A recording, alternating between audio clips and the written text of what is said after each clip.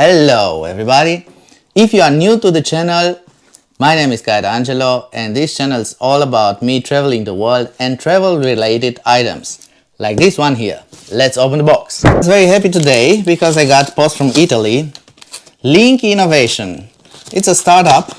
As you well may know, be aware, I've already made a video about the best travel skateboard in 2019 and it was, for me, the Mellow board, which did on a curve board, and I can see some nice wheels here.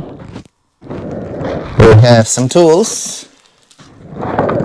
We have the normal charger, the quick charger, and the remote.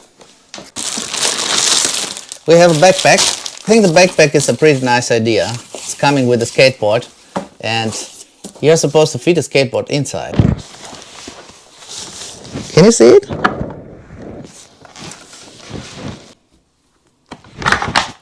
Woo! This is it, the LinkY skateboard. This is how it looks like. A pretty interesting concept, don't you think?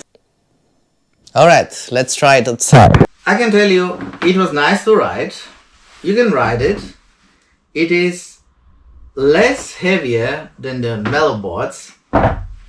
It is easy to carry and you can ride it, but the fun element which you have with the Mellow boards, you are not having it here.